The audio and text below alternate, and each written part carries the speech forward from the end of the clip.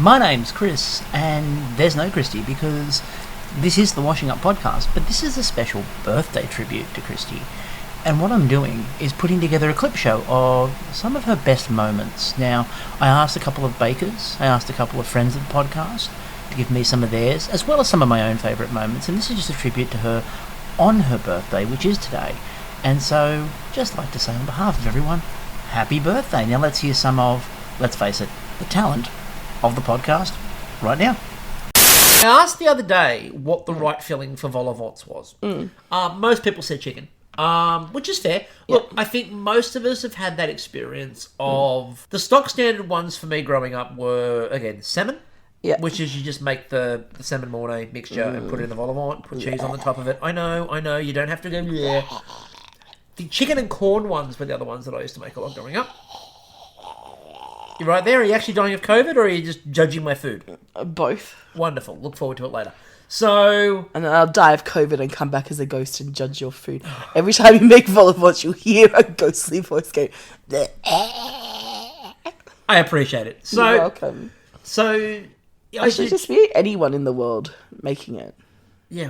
Chicken is... I love the way you're already working out what you're going to do as a ghost, and your answer for what you're going to do as a ghost is haunt vol au vent makers. Yes! Like, you've got nothing better to do with your ghostly time than to haunt vol au vent makers. Well, I'll see a lot of the world. Wherever vol au vents are made. Wherever vol au vents are, Kristie is there. I'm assuming I'll see a lot of France. You get a lot of France in. A lot of people who like 1970s dinner parties. Yeah. Probably a lot of key parties. Yeah, a lot of like amuse-bouches. I'll be around any events. All the fancy fundraisers. All the fancy fundraisers. All the silent auctions and art galleries. You're going to be the busiest ghost in the afterlife. Yeah, you are. You're the James Brown. You're the James Brown of the afterlife. The hardest working ghost in the afterlife. You know, fuck haunting an old castle or something. Chase the vol au vents. Like, why only haunt a place when you can haunt a cuisine?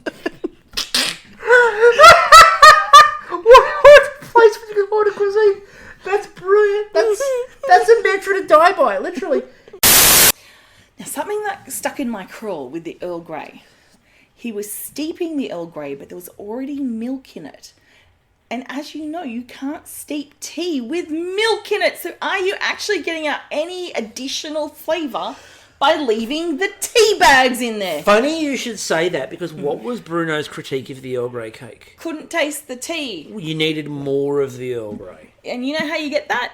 You boil a kettle. Yes, people, buy an electric kettle. I feel like Uncle Roger telling people to buy a rice cooker. But if you're not in a tea drinking nation like Australia and England or New Zealand, get yourself a cheapo $20 kettle. That'll do. Boil your water in that. Put your tea bag in the cup before you add any milk. Nothing else should be in there. Not even your sugar. No fancy shit. Nothing. Just air. Put your boiling water in that with your tea bag with enough room to add milk if you're a milk drinker. And fucking leave it, alright? Just walk away! Can I just say my favourite part of that was the clarification of just air. Like there was somebody going, I've got to vacuum seal the cup now. Kristie has told me I must put the tea in there and vacuum seal. Because it does my head in when I'm reading people going, I just microwave the water. Do you know how dangerous it is to microwave water? To bring water to a boiling point in the microwave? Because it doesn't bubble in there. And as soon as you break that surface tension, you can have water explode on you. So buy a fucking kettle. Or at least boil it in a pan on the stove. Not your mug. Don't put the water in the mug and put it on the stove as we read today. Don't do that. Don't pull that shit. So, okay. After you've let your tea bag steep in the water, just the water, then you can put the milk in. Now, you want your tea to look like you've gone to the beach for the day and just got a nice tan. Not a fucking Jersey Shore fake tan. I'm talking about, and not, I've been away to Bali for 6 weeks tan. I'm talking about it's a beautiful summer's day. You've put on enough sunscreen. and you're just blessed by summer. That's the colour you're going for. Then before you drink it, pop your tea bag out. You can squeeze it into the what is in the tea bag into it, and that stops the drips, and then pop it in the rubbish bin. Or the compost. So Vincent did a creme caramel. Look, I don't have many triggers in life, but one of them is the steeping of tea. Now, I'm sure you have a very good reason why there was milk involved. Please tell me why. Just ease my soul. I had heard that you love tea prior to coming into the tent for the finale, and I thought, how can I enrage Kristie to a point where she's willing to get on a plane, break quarantine, and come and strangle a Canadian? And so I thought, this is the way this is going to happen. That's a reasonable excuse, like Canada and Australia have had far too good a run of relations over the years, being members of the Commonwealth and such. We really do need to start a war, and why not over tea? Makes perfect sense. Logic. Yes. I realized, I think it's a hangover from my mum, like even since like a child, when she'd get us to start making her a cup of tea, if it was too weak, we'd get in trouble. So I learnt the trick of steeping the tea in the hot water until it almost turned like a dark, like demonic brown, and then add the milk. And that seemed to please my mother. So I think I just got a few issues to work through. I have felt the wrath of is that tea steeped before. Even when it is, I've felt the wrath of is that tea steeped. But I was just impressed by the fact that, and we've told people before, we don't write dialogue, we don't script these things. There's a couple of points we talk to, and then we just talk. And I've never quite been as taken aback by a moment on the podcast as the tea rant, and it came from nowhere. Look, we'll just try and find more of my triggers to pop into episodes in the future. And I remember I was driving, listening to your podcast when this happened. I was on my way to work, and I love to start the day when I wake up and I see, oh, the podcast is up. This will take me into work. This will be pleasant and lovely.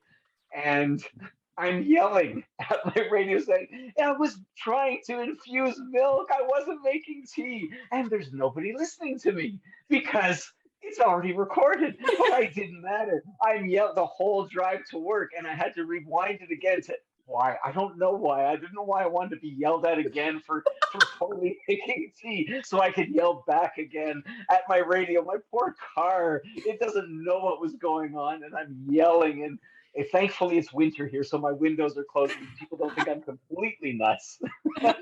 Look, as a beautiful soul, Steve, I want to offer my sincere apologies for, for being triggered and just and making a choice to just go with my negative emotions that flared up, rather than just appreciating the beautiful cook that you did that actually included tea. Like, that's what we should be celebrating, that there was a tea flavor in a bake. That's the best Kristie podcast moment. Yes. I don't like my chances in somehow of winning this one. Well, this was a contentious category. The humble me, I was in the room and I'm going, oh, guys, you don't have to make a whole category about me. I thought you gave out the nomination forms. And I insisted that they shouldn't have to. It was in your handwriting. Anyway, just announce the winner. Just get the winner. Cut to the chase. Okay. Yes. So your best podcast moment is your Bake Off Ashes team. Oh, thank you. I didn't know that was coming. It's such a shock. It says right here, say Bake Off Ashes or I'll kill you. Look, it's well known I'm hilarious, but I'm also very humble. So I just want to say thank you to everyone who felt it was important to highlight some of the hard work that I do here at the podcast. I rock up on the night and basically just bullshit my way through it. I'd like to get an award at some point. It would be lovely. It would be lovely, wouldn't it, Chris? Okay, so Yeah. we move on to personal favourite. Oh, yes. So this is our personal favourite bake of the year. Yes. So we're going to start with you. Oh, mine. Well, Because you're accustomed to public speaking at the moment, given, you're taking home a swag of these awards. oh, look, it just, I've already got the spots polished on my shelf, in the trophy room, so to speak. Can I have a look at them? Maybe. Okay. I might let you look at them. So, personal fave. Well, Hello, 'tis I, your queen. Well, former monarch. Because if you're hearing this, well, guess what? I'm dead. Isn't that marvellous? Is what the Irish will be saying. Ting! I might have had a few too many sherries before doing this because it's a little bit weird to confront your mortality. But here I am, talking to you from beyond the grave. Oh. Anyway, while I am entombed, at this time I'm enthroned. So I've been told that us royals have to pull our weight, apparently, that it just can't be gilded carriage carrying us through the years, even if it's one that's carrying me to my deathbed and then on to the afterlife. So in order to be able to sustain our current level of living, we have to be self-sustaining and to... Oi, Jeeves, can you just pour me another sherry, please? Thank you, darling. Clear that whole throat out. Okay, so, what am I talking to you about from beyond the grave about? Well, I know you bloody buggers like souvenirs, don't you? And no, this isn't going to be something morbid and moribund like death masks or, casket liners or whatever mere mortals are going to have on your death things. No, I'm here because everyone loves Bake Off, don't they? And I'm just going to add a little bit of royalness to your Bake Off. So, why have cupcakes when you could grab my bona fide Queenie chalice cake tins? More sherry, please, Jeeves. More sherry. Yes. So, here they are. Fuck cups. Have a chalice.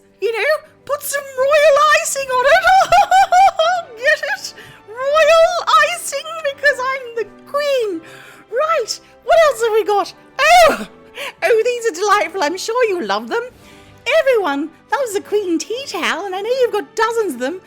But do you have some oven mitts? No, I hear you say. Well, I know you like Diana, so I've gone and made some oven mitts of Charles and Diana to remember those heydays that you love so well. But don't worry, I've made it more fun because there's also a Camilla one.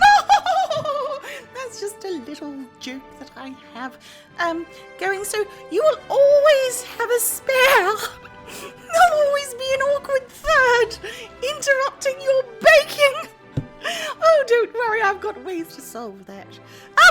More sherry, Jeeves. More sherry. Okay, right. What else have we got here? Oh, yes. That's right. For that royal icing, how are you going to pop it on your chalice cakes? Oh, I've got the answer. You can grab my bona fide Scotch Guard tweed piper bags. Get it? So just piping bags, the piper bags, like the pipers that I always have following me around the palace before I go and do a piper poo. More sherry, Jeeves, more sherry. So it's made from the finest tweed, the finest Harris tweed. There might be a little bit of fluff in your royal icing, but that will just add to the character of it, won't it? When you see your tweed and your royal icing on your beautiful chalice cakes, which I would highly recommend to nom on while you're having a cheeky sherry at 9 a.m. of a morning when you're doing a little something talking about when you're dead. It's most fun.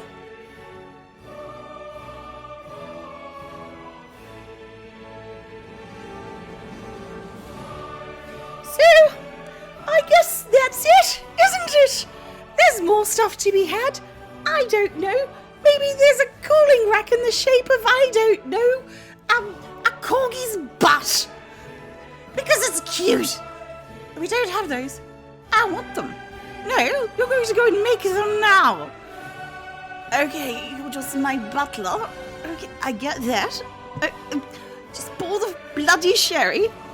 All right. Yes. Okay, so, I guess that's it from me. Haunt you later. Queen out.